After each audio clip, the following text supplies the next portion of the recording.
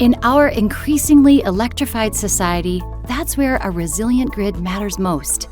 ITC Great Plains builds, operates, and maintains electric transmission infrastructure, connecting consumers to lower-cost energy sources to power our energy future. That means safe, secure, reliable electricity for those we serve. Learn more at itc-holdings.com.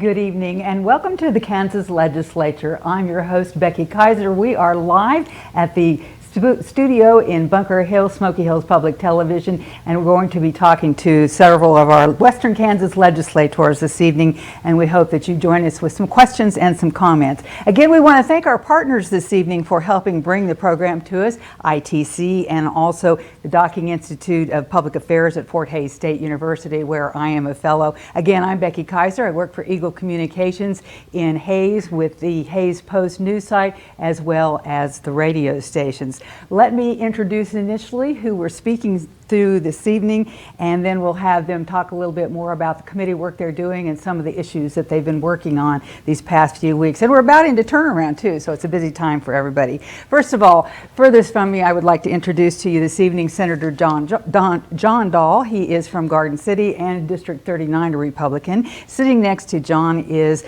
from Hays, Representative Barb Wasinger, which of course is District 111, Republican from Hays. And also joining us this evening is Representative Steven Howe, District 71 from Salina, a Republican there. So welcome to all of you. Thank you for taking the time visiting with us this evening. John, let's go back to you and have you start to introduce yourself again to the audience. Tell us a little bit about yourself personally and then the committees that you're on and maybe an issue that is pretty exciting for you right at the moment that you're pressing up against the turnaround period for. Well, I grew up in a small town of Ingalls, Kansas, and grew up in a farming community, a rural community, so rural is very important to me. I was a teacher for 20 years, and then I owned a business for 15 years, and then I started doing this. So it's one of my committees is ag, which I really like, and our biggest issue, of course, is water there, and that's going to be a big issue. All righty. And let's talk to you, Barb. Tell us a little bit about yourself and your committee work. Well, I am the chair of Legislative Modernization, and then I am on the Higher Ed Budget Committee, and I'm sitting next to my chair of that committee. I am the current chair of Joint Administrative Rules and Regulations. I'm on the Tax Committee, and I am also on the Joint IT Committee. IT modernization. I guess I'm in a lot of modernization stuff. This week for me is busy because we are running Fairness in Women's Sports Wednesday. So I've been in a lot of meetings and prep for that, and so it'll be busy for turnaround with a lot of other important bills coming up. We'll come back to that, but let's go now to Steven Howe, and if you would introduce yourself to our audience, a little bit about your committee work, Steven. Sure. Thank you, Becky. Glad to be here with Smoky Hills Public TV and at Bunker Hill, and howdy to all the listeners out there tonight, and hope you're doing well. I'm Steven Howe. I represent the 71st District of Kansas, which is basically the east part of Saline County and Salina. I'm a transplant to Salina. I've lived there for almost 18 years. I grew up on a farm just outside of Manhattan, Kansas, where my parents still live, and it's a great part of the state in Salina. I serve on the House Higher Education Budget Committee. I serve as chairman for this year, and we oversee all the higher education institutions in the state of Kansas, 6 regent universities, 19 community colleges, and I believe just around 20 independent private colleges. So there's a lot of higher education in the state of Kansas. There's over 100,000 students that not only attend part-time, but some full-time as well. And so we want to make sure that those institutions are equipped to handle the workforce challenges of the future, and that's a big challenge. So we're hearing budget recommendations started this week. We've heard, and last week even, but we've heard from Kansas State University, Wichita State University. We've heard from the technical colleges as well. There's 7 in the state of Kansas. And next week we'll hear from Fort Hays State University as well. So a lot of information, a lot of numbers, a lot of priorities, and we'll have to reconcile that with what the governor has recommended to us in her budget. All righty. Well, we want to remind you that we hope that you participate in this show this evening. Again, we have a toll-free number that you can call.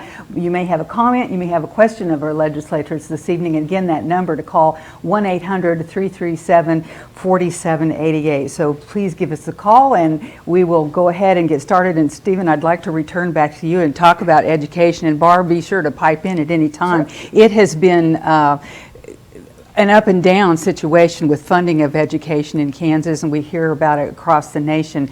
But as you said, Stephen, it's very important for the future Kansans and future workers of Kansas. There's been some concern about duplication of degree programs, that type of thing, that may be one way to look at savings for the universities and ultimately the government's budget. Are we still considering those options? Sure.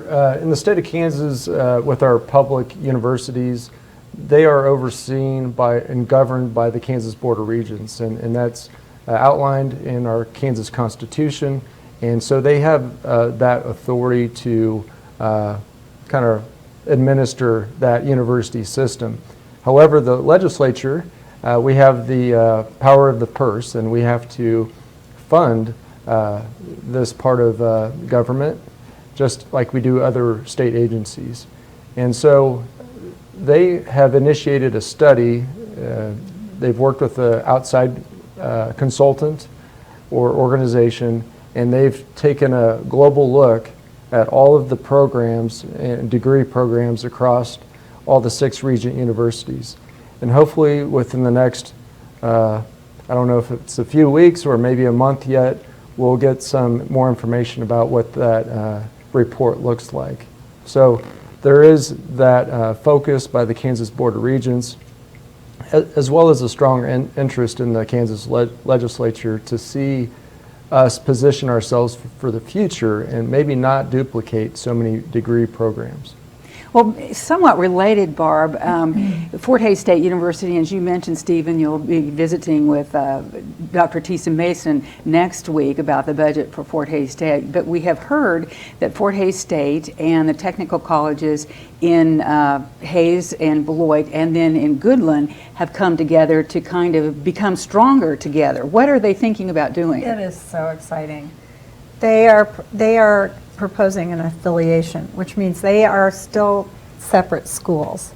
But this will ease the transition of students. Sometimes kids go to Fort Hays and think, oh, I really should not, I think I should be in a technical school. So they'll be easily be able to switch over to the technical schools. They'll all have Fort Hays graduate degrees, but they can move over to a different areas of interest and come back. The same goes with someone that's in the technical school that says, I would like to go back and finish my liberal arts part of my education.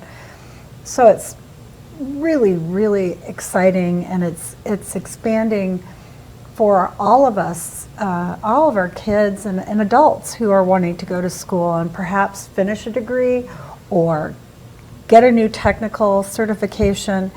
It just really opens things up for Western Kansas. So I'm really excited about it, and I think the legislature is as well. So, is this likely to happen anytime soon? I believe so. I think they were talking to the Senate this past week.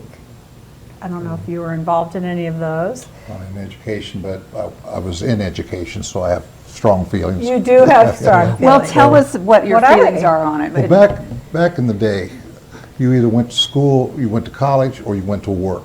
You know, and these tech schools have opened up a whole brand new, a whole door, and these people can make good money. You know, it's been studied over and over and over again that you're going to make more money if you get some type of higher education.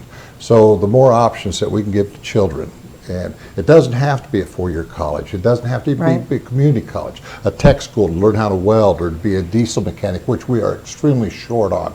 You know, the farm equipment for our farmers back home, they can't find mechanics. And so if we have schools for these tech programs, I think that's a big time future for a lot of our kids. Yeah. Lots of job openings in those tech areas. Yes. We need them. And I think that's one we've talked with various legislators talking about. That's a good way to keep and or bring young people back to Kansas, because we've got those jobs openings that are so necessary. Lots of jobs opening, lots of them. So in all areas. Yes, and I think Fort Hays and NCK Votech and Northwest Kansas Votech, they are not combining.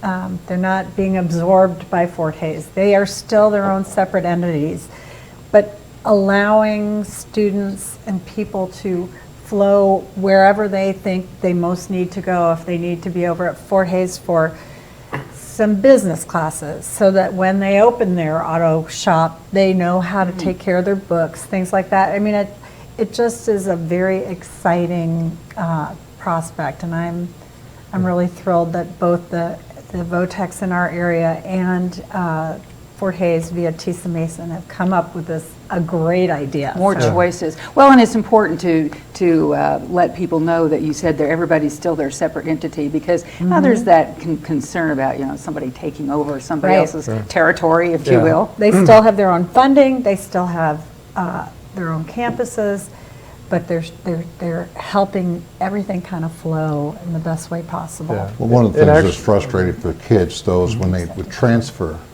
You know, they would transfer their classes, and a lot of the hours wouldn't come. They didn't know that. And with this program here, they know whatever classes they take will transfer.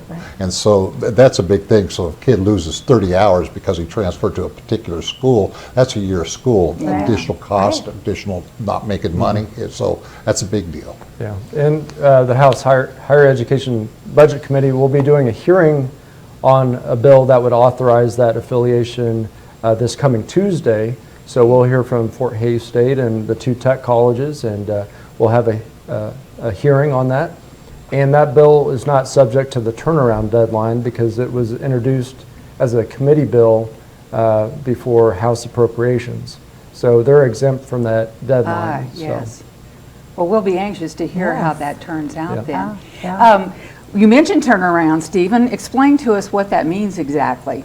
Other than you guys are going to be super busy, we know that. Sure. It's a deadline that is set in which, say, I'm in the House. All House bills have to be out of its chamber of origin by that date, and same goes for the Senate. It's a way to keep us on track because we are only in session for so many days. I think in the Kansas Constitution it says we can be in session no longer than 90 days in even number years, and that's because of even number years are election years. And it probably wouldn't be good for us to be in session going into the campaign season, because perhaps maybe bad policy would ensue. And so it's a check and balance on us to get our work done before we get into the thick of campaigning. But there's on this. In turnaround, exempt committees don't have to do that. So their appropriations is one of the exempt committees. Tax is another. Well, they can continue hearing bills in their place of origin. Yeah. And why is that? Why these specific committees? Mostly because those are the committees that really you have to continue using, because there's always another decision to be made by appropriations. There's always something else that might need to come into tax, and I'm federal and state affairs too. You know, so it allows basically, and then some bills are what they call blessed. So they want to continue working them. They will put them in that committee from the committee of origin. So say it was in higher ed, it will go into tax and then come back. And so higher ed can finish the work that they were in the middle of and didn't get done. This year is particularly important because we have a surplus of money. And a lot of that's because of the federal money. It's, I tell people back home it's monopoly money. It's not, we have to be really careful with it.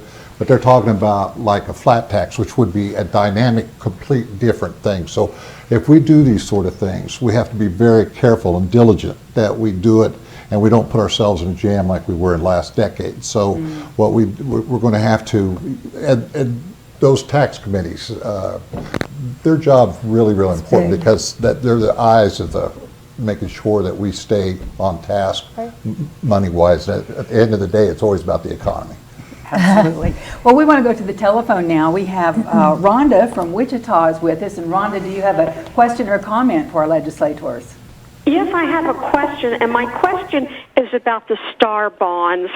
I continue to see more STAR bond proposals coming forward, which appear to me to be focused on entertainment facilities. And I'd like to know how well our past STAR bond, what we've spent on STAR bonds, how well that's paying off for us. In particular, so much of this is focused in eastern Kansas, and I know we have one legislature at least who's from western Kansas and understands the water issues in western Kansas to a level that the rest of us here in the east don't. I want commerce. So on STAR bonds, the STAR bonds aspect is like anything. You're making an investment, and it's an entertainment district that has to be shopping and all that. There's a different things there. It's been, I felt personally that we were giving them out way too fast for some time. We had a STAR bond in Dodge City and a STAR bond in Garden City that's been very successful. The Speedway Legends in Kansas City has been super successful. Some of them in Wichita haven't been so successful. But I want to make sure something's very clear. We have a water problem throughout Kansas. Western Kansas is different than Eastern Kansas. Eastern Kansas, it's all about dredging, their water resources, reservoirs they have to clean those out, and those are very expensive to do. Ours is a lack of water. So when we attack the water problem, people want to say this issue or over this part of the state, it's statewide. The water problem is just two very distinct and very important problems. So let's stay on the water thing because there was some movement this week regarding the Ogallala Aquifer and the groundwater management districts. And of course, that's very familiar to especially western Kansas, southwest Kansas. And we should point out, Barb, that Hayes is not actually in the Ogallala Aquifer. It's just to the west of us. So we're not actually part of that. But Hayes, of course, is a leading city where we are conserving the water, and we have done very well with that, but we're looking at a long-term water supply. But let's go back. We know that the water in the Ogallala Aquifer is declining pretty fast, apparently, and obviously a lot of that has gone to agriculture, but that's a huge industry for Kansas. We got a guy in the House named Jim Minix at Scott City, extremely adequate to do the job. But you know what, the thing that's sad is if we had the measures in the 60s and 70s that we have today, we wouldn't have a problem. But regardless, we have a problem with that. And so what they are doing, we're doing flex programs, we're doing LEMAs, the Hoxie area have LEMAs where all the farmers get together. I think the most important thing we have to do on this water conservation is if we can do it locally and not mandate it from Topeka. That's extremely important. Kansans are proud people, and we don't like to be told by government what to do. So I think it's they're measuring wells all the day. There's fines, but the fine's like $1,000 a day. I've heard farmers that will go, here's my $1,000, and here's my $1,000 for tomorrow, and another $1,000 for the third day, because when you're talking about saving a field of corn, $1,000 is nothing. So that's where the Ogallala we lose that, and we're going to go back to, we're going to dry land and such, and that's going to be tough to make money. That's going to be tough for us to keep kids home. Senator, do you feel like there is a line being drawn, fairly or not, between ag and communities. I mean, people need water too. Yeah, well, you know, not so much, because maybe I'm seeing this wrong, but most of our cities depend on ag.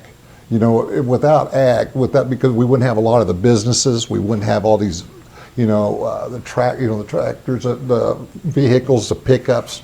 You know, ag is the driver, the economic driver of Western Kansas. You know, you get to Wichita, you got the airlines. Back east, you got different things.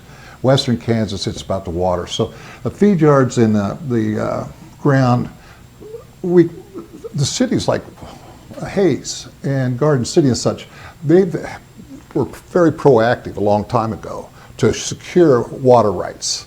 And so I know Hayes, you know, you bring water in from like Kinsley, Kansas and such. And we have water rights in Garden. I used to be on the city commission there, as Barb was. And our water situation in Garden City, unless something goes horribly wrong, we're going to be okay. And so ag's going to be the economic driver, so I think they're going to get first dibs. Steven, I'm curious, what is the situation like in Salina? Do you have any specific water concerns there? Well, I was new to Salina back in 2006, but that was the year the Smoky Hill River went dry. I mean, literally, you look in the river bed and there wasn't water. We were going through an extreme drought condition, and Salina gets about 50% of its municipal water supply from surface water from the Smoky Hill River, and the rest comes from a well system. So it's very important to the community of Salina. I think back then they did have to invoke their senior water rights over some farmers that were upstream from the Smoky Hill River, which goes all the way back to Canopolis. And so it does have impact, but I think there is a good working relationship with the city and farmers in the area to work together to make sure that, you know, there's enough for everybody. But, you know, the surface water helps recharge the groundwater. So if you don't have surface water, you start dropping in that groundwater pretty fast. So it's all important, yeah. Precious resource. Again, we want to remind you, if you have a comment or a question of our legislators this evening, you can call us toll free. That's 1-800-337-4788. Moving on to another topic, something that was in the news this week, a Kansas House Committee talking about the idea of legalizing fentanyl test strips. We know that there's been, again, it's a national problem, but Kansas is not immune. We've had people overdosing from fentanyl not knowing that this is what they were taking, and apparently there are test strips that could be used to determine that. But we've looked at it before, Steve, and there was concern maybe that would encourage people to be taking illegal drugs. Where do we stand on this now? I know during the last session in the House, there was a bill, and there was an amendment offered, which was adopted unanimously and without too much concern, but it would, I think it dealt with the definition of what was considered drug paraphernalia, and it would have removed fentanyl testing strips from that definition. And so we passed that, and it took a House position. However, in negotiations with the Senate, it was taken back out. So Representative Jason Probst from Reno County, he kind of led that effort. He offered the amendment. And my view is, if that could help save one life, you know, I think it's worth considering. And some people will argue, well, you're just encouraging bad behavior. Well, I don't know. I guess for me, the jury's out on that. And I just know this stuff is lethal. Narcan, which is, I guess, an antidote, has been used with law enforcement and first responders. And they're talking about even making this available in schools because it's popped up in high schools across Kansas. I guess counterfeit pills that look just like they come from a pharmacy, and they're laced with fentanyl. And it's a serious matter, and I know that Kansas Attorney General is looking into it. So that's about what I know right now, Becky. Scary. You know a lot more than a lot of us. I just know that people are very feel very strongly about it. So we have to get both sides together to get it taken care of. And people that are in committees that I'm not in that understand the issue far better than I do. But we all agree that fentanyl is a serious illness, a serious plague. It's not an illness. But we have got to get a handle on it because it's killing Kansans. I hate to be blunt, but it's absolutely asinine that we don't have these test strips. You're for them. Yes, I mean, like he said, that if we're going to save lives, and they ought to be in schools, you know, they say it's promoting bad behavior, but if we just turn our eyes and say it's not happening, that's on us, because it is happening, and it's going to happen. The kids are going to be kids, you know, that's just the way it is, and we don't have those test strips. I couldn't believe that we didn't get it out. You guys did the right thing. We kicked the ball. We kicked the can. We didn't do it right. But I was very, very appreciative of what you guys did. Well, we'll keep our ears open and see how that comes out. Again, we're asking you to contribute to the program this evening. If you have a comment or you may have a question of our legislators, you can call us toll free. 1-800-337-4788 is the number to call. And I wanted to talk about something else. We had a really interesting discussion in our newsroom about this week. A news story coming out of Thomas County talking about diversion, and that in Thomas County anyway, they have a plan where if you get a DUI, for example, that not only do you have your fine and your court costs, you're going to make a financial donation to the after-school program as part of the Colby Public Schools. Barb, I'll toss this over to you and see if you're aware of it. At least one legislator had never heard of it, was going to do a little bit of investigation. I have not heard about that, but it's a very interesting, a different take on trying to stop drunk driving. And so we'll see how that works out. I have not heard a thing, so. Our discussion in our newsroom was prior to this story coming out of Thomas County. It was based on a personal situation where somebody that works for us had a friend coming from, basically that's what happened to her. It was not DUI, it was speeding, but she was asked and told, yes, she will make this donation. So Stephen, are you aware of that concept? Is it common across Kansas or any other state? I don't know. I haven't. That's the first time I've heard about this proposal in Thomas County, but it's certainly an interesting way to look at it. Do you know if is that a local ordinance or something that they're pushing up to the state? Because I haven't seen that heard about it in the State House yet. And I don't have the legislator's name. There was one legislator who had made a comment that said he was going to check into it because he wasn't familiar with it. And I guess to kind of sum up what we were talking about in the newsroom was that we did a little bit of investigation at the time, and this was actually several years ago, and apparently it is something that occurs in other counties in Kansas. Right now, aware, it's specific for Thomas County. Uh-huh. I think it's a wonderful program because we're giving back to the schools, for their after-school programs. It's not going for athletics, it's not going for this, it's going for after-school programs. And in today's world, when over half our kids don't have both parents and such, after-school programs, I think, cannot be undervalued. That's extremely important. The other thing with it too is we give it back to the county. We're not sure where it goes. Now we're giving it to we're all about kids. Kids is we're just borrowed. We're just here. We're setting things up for our kids, and so anything that we can do to help our kids in the after-school programs, especially for the needy, I'm all in. But right now, it's just a Thomas County thing. I think it's a wonderful program. I know there was some people concerned that this was perhaps unfair to people of limited income, limited resources, where you were telling them they have to make this donation, and if you don't, you're not going to get the diversion. So I'm sure it's still cheaper. The diversion is cheaper than a diversion.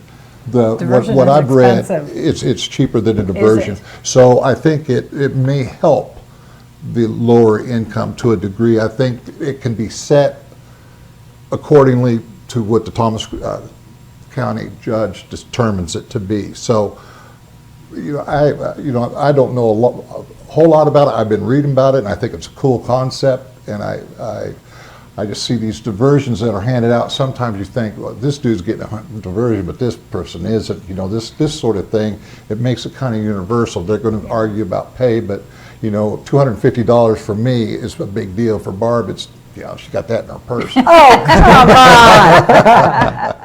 You're a troublemaker. Let's go to the phones now. We want to talk with Tori, and she is calling us this evening from Great Bend. Tori, do you have a comment or a question of our legislators this evening?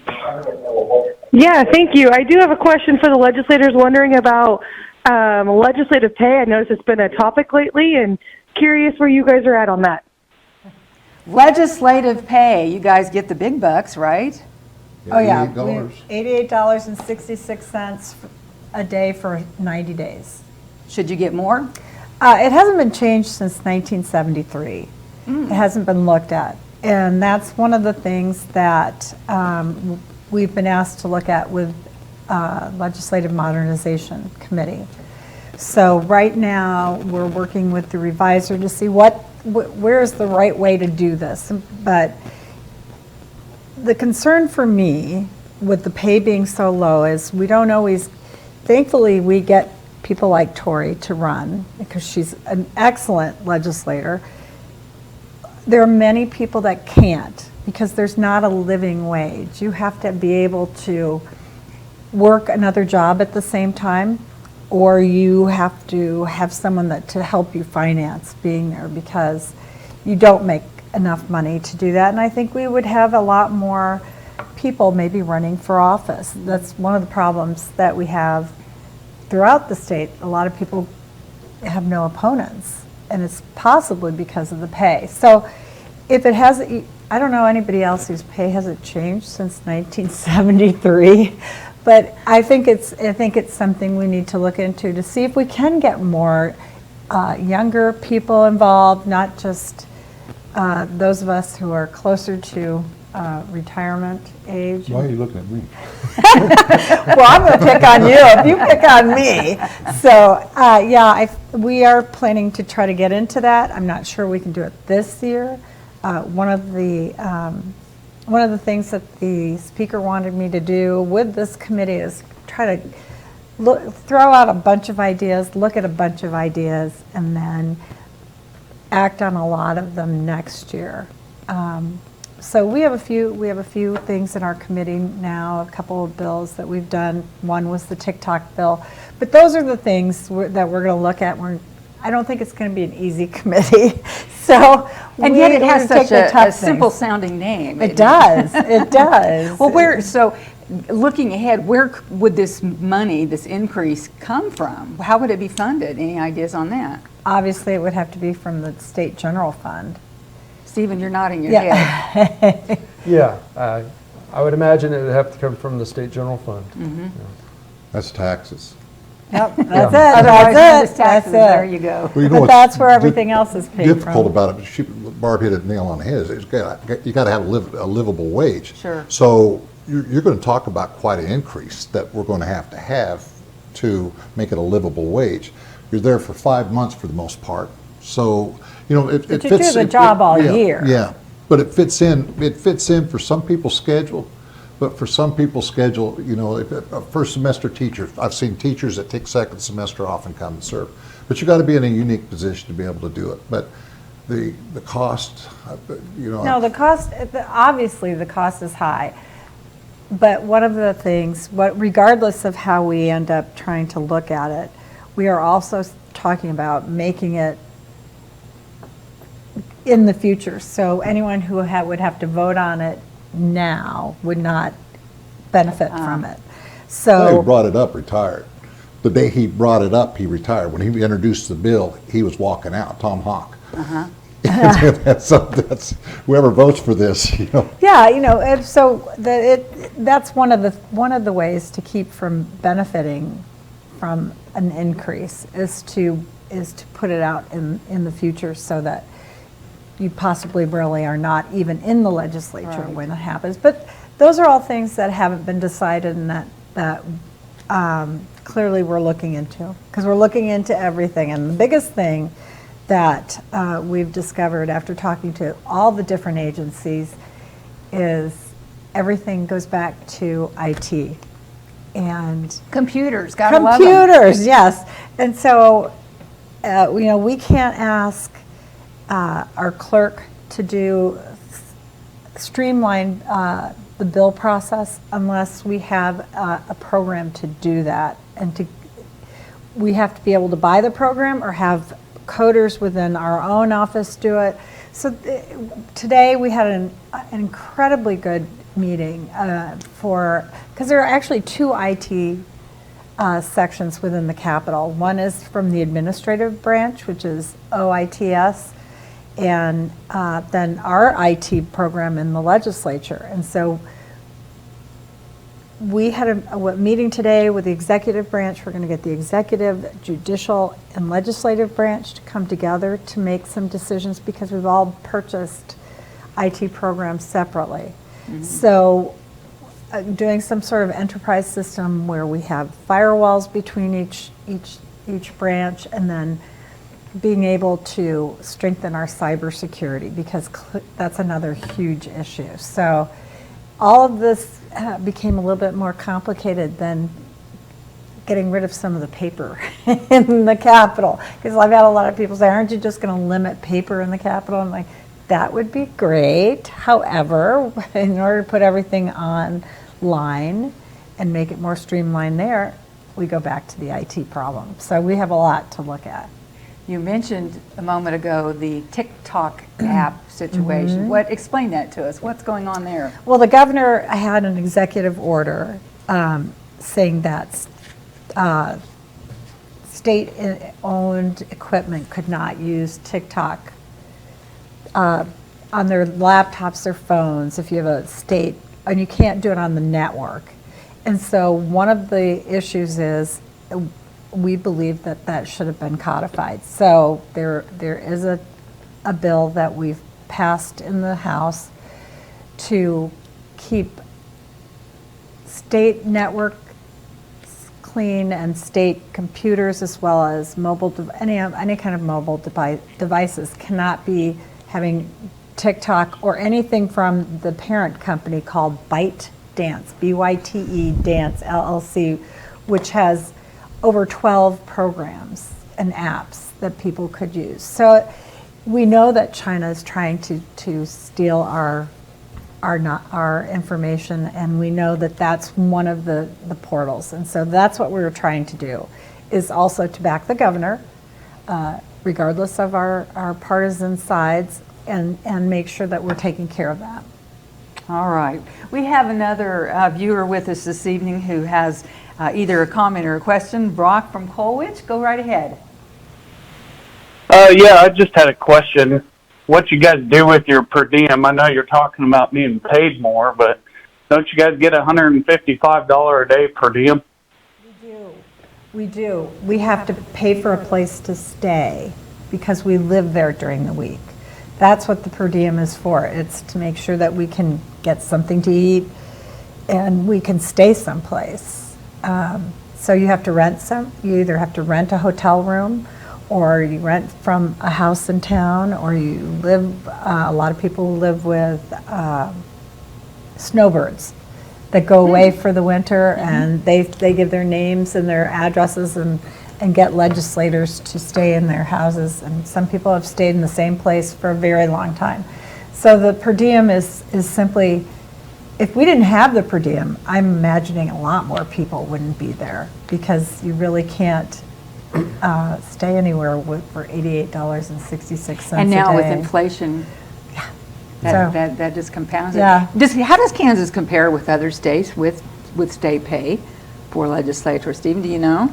I don't know, but I do it a little bit differently with my per diem. I live in Salina, which is an hour and 40 minutes west of the Capitol, and so I drive back and forth each day. So And he gets mileage. Yeah. The state will reimburse you one round trip per week, so I just have to eat the other 4 days of wear and tear on my vehicle and gas. So I do it a little bit differently, but I have 5 children at home under the age of 15, and I want to make sure I'm there and trying to balance the work with home life, and so it is a challenge for sure. But many people that live further away don't have that luxury. They have to find a place to live in Topeka for 5 months. They hit it on the head too. You got childcare, you can do your laundry. There's so many incidental things that you have to pay for. You know, $155, it's good. There's no question about it. But $88 is really bad. So you know, I eat ramen noodles a lot of evenings. Back to your college days. Back to the college days. It is a little bit like college. It is a little bit like college. But you know, when Kansas started all of this, it's still considered a citizen legislature. So it was set up so that farmers could go in for the first few months of the year, and then when planting season and harvest, they would be back home. Truly, that was the thought. In other states, some other states have really rich salary plans. What I consider rich, a lot more money. So we're looking at all. They're going to look at all that as well. I don't think anybody wants to be paid a ton of money. I just think if we updated some of our compensation, we would get more people to run for office. Because it really bothers me that you look around and you see a lot of people who've never had an opponent. How many opponents have you had, John? Quite a few. Quite a few. How about you, Steven? None yet, but I've only been up for re-election once. But Representative Wasinger mentioned a key word, and that's citizen legislator. It's so important to our system of government in Kansas. Some other states have adopted more of a full-time legislative operation like Michigan, and I don't want to go there. You don't want the legislature in session year-round. I don't think that's a good idea. You'll end up looking like Washington, D.C. And so I think it's good that we have our deadlines, and we have to balance a budget and produce a budget that balances by the time we leave Topeka, and we can go back to the real world, our jobs, our lives, our families, and we're rooted in our communities. So I think that's the way to go, and I don't think anybody's proposing anything different than that. It reminds me of teaching. You know, if you're in teaching to make money, you're in the wrong racket. If you're in the legislature to make money, you're in the wrong racket. So and being a former teacher, I had to get out teaching because I wanted to see what capitalism was all about. I have enough socialism, so that's what it reminds me of. Okay, again, reminding you our audience at home this evening, you can participate in the show with a question, a comment you might have of our legislators. That number to call is toll-free, 1-800-337-4788. Moving on to some other topics that have been in the news this week.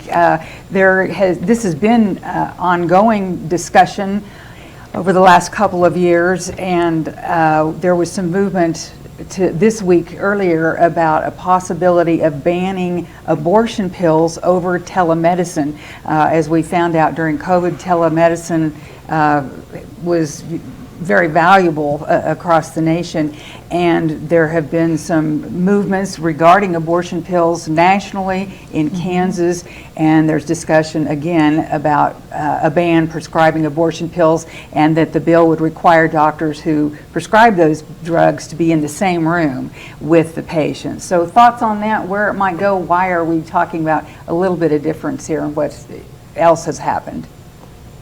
John? Well, first of all, I want to know what is the punishment for a woman who takes the abortion pill? And whatever punishment she gets, let's just say that it's a misdemeanor, a high misdemeanor. The father of that child should get the same punishment.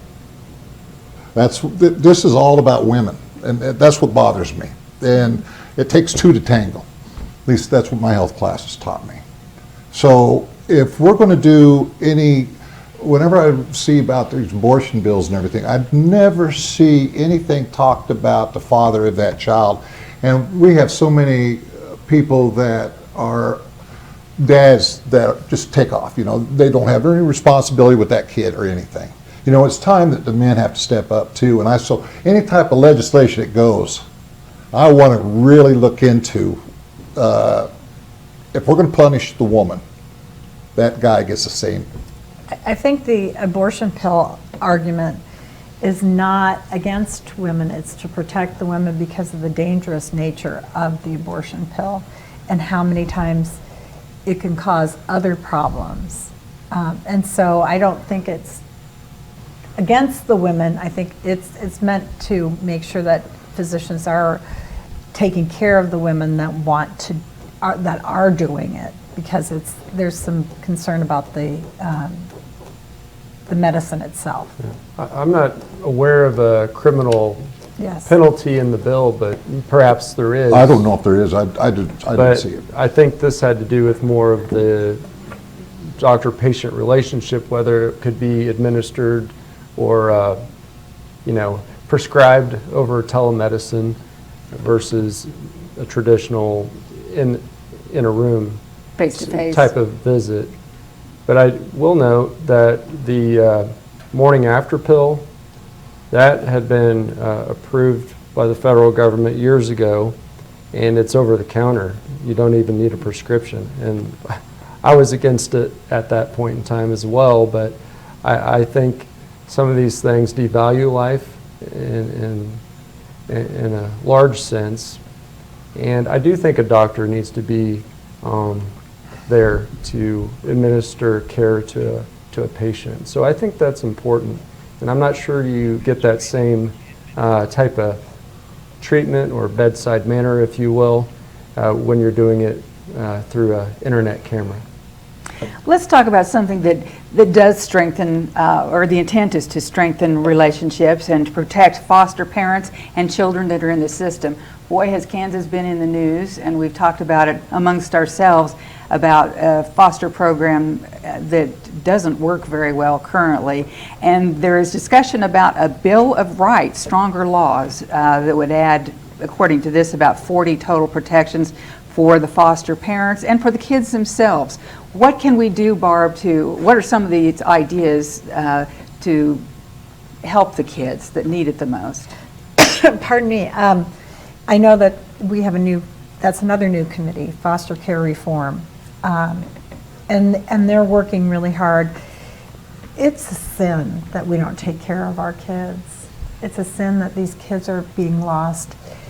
There were no children missing 4 years ago, and now we still have kids in offices, on sofas, and they can't find them. If Amazon can find you to drop off a package, why can't we find a child? Why aren't we keeping better track? The whole system is flawed, so they have a big job to do, and quick. So Numbers I saw, that we've been missing foster children for a long time, and I remember back when I was first in the legislature in 13-14, they were shipping kids from Wichita, busing them to Salina to put them in offices because that way they could get paid. It was a money-making deal for some of these people.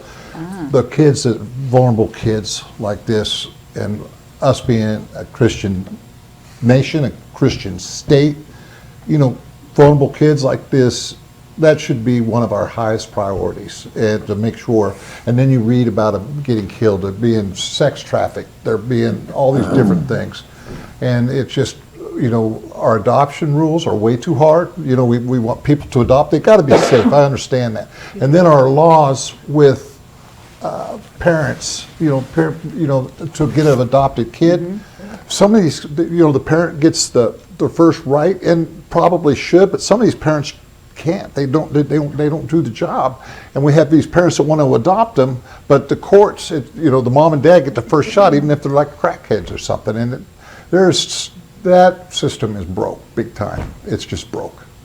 And I know there are bills that are coming through about protecting children when they've become. It's a separation bill.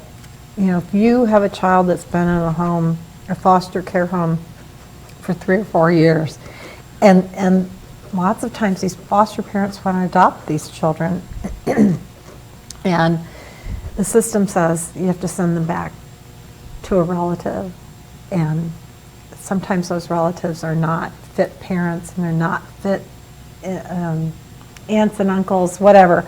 So I think we're trying to move towards where we're keeping better track, but it's a They literally enormous blackmail them job. sometimes. These parents say, because they know that this foster parent really loves this kid, had this kid since his infant, say, well, I need this for care. I've heard that. I have one of my constituents that I've been working with three kids. And this mother just keeps coming back and coming back and teases them with them. Well, if you give me another $75,000, and this guy loves this kid so much, he'll do anything for this baby. So he gives him $75,000, and Wow. it breaks your heart. Just breaks your heart. Yeah, I would say that's definitely a description of totally broken. Yeah, Needs to- yeah. Do you have any good feelings about something going to change right away, or is this going to take more than, obviously more than this session? well, they're working hard. I know that. It won't happen this session. This is going to have to. We need to. But what we need to do is start pointing the arrow upward. Right now it might be flat, might be down. We might be going up a little bit, but we need to go up and continue to go up every year. And we can't have no more flat years, no more down years. And the this has to do with joint rules and regs. The regulations are so stringent for foster parents. We have people in Hayes, Celebration Community Church has a ministry for people to become foster parents, and they've had a terrible time getting people certified to do it. Here we have a whole church that's watching these foster parents, and they're not able to get them. But it takes forever to get a foster care license. A lot of them just became, and I can't remember what the name is, protective custody parents, where a child is caught in something that deals with law enforcement, and they can take the kids quickly that way. People have been turned down for having a railing that's an inch too low, a porch railing that's an inch too low, or very small things. We have to look at the rules and regs. We've got to stop making things so difficult for good people to help us with foster care. We have about 5 minutes left in our show, and I thought I wanted to chat with you, John, about something that I think that you were involved with, and we saw something early in the session about this concern about, and maybe a solution, easy solution it seems like, about lights on towers and wind turbines and protection of birds. It seems like the birds don't avoid them, and there's some thought about maybe they don't have to be flashing all the time and be on all the time. That's in my committee, but Your committee. it's, I don't really have, I think it's like Don Quieto, we're chasing windmills. That's a very good industry for us in Kansas. And we have some people that don't care for the windmills or such, and so they're chasing them, like Sancho and Don Quieto and that sort of thing. So I can't go nowhere with that because I think it's foolish. All right, well we'll just stop with that topic and move on, because we only have about 3 minutes left in our show, and I thought I'd give each of you the opportunity, Stephen, we'll start with you, to talk about, as you approach turnaround, things that you want to get accomplished and look ahead for the session. What are you going to concentrate on the most? What needs to happen before the legislative session ends this time? Well, for myself as the chairman of the Higher Education Budget Committee, I'll be laser focused on trying to produce a budget that's meaningful, because I have to report out that to the Appropriations Committee in the House. And I tell people I'm one spoke in the wheel up in Topeka, but I do have to take that job very seriously. The overall state budget is $24 billion, and that's all funds.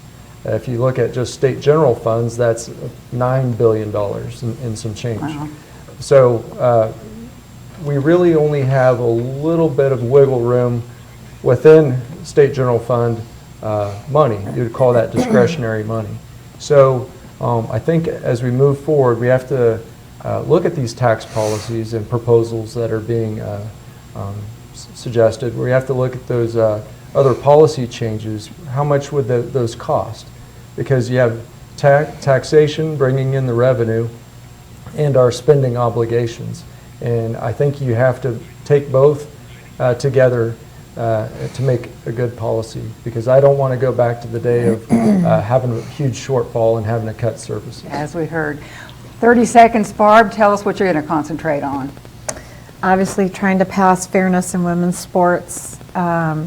Also, there's a Born Alive bill. I'm not sure if that'll get above the line or be heard on the floor, where if a child, an aborted child, is born alive, that a physician needs to take care of them and try to do, if the child is alive and viable, they need to be taking care of the child.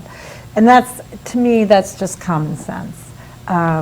So you'll be looking at least those two. At least those two, and all sorts of tax bills that I've been involved with. So Got the money. it's busy, busy, busy. And John, how about you in Water. about 30 seconds? Water. Water. Yeah, you know, Concentrating on from the water. Arkansas, from Colorado, we're getting uranium in the water. That's getting into our groundwater. You know, it's without, that's, you know, that, we don't have to go into that because spring of it's so life. deep. It's, yeah, we have to have water. So that's what our focus, I hope it will be, is that's important for all of us. Absolutely, statewide. Well, thank you all three so much for Thanks for joining us this having evening. us. Again, we've been visiting with Senator John Dahl, with Representative Barb Wasinger, and also Representative Steven Howe. Thank you so much for your time and for your service.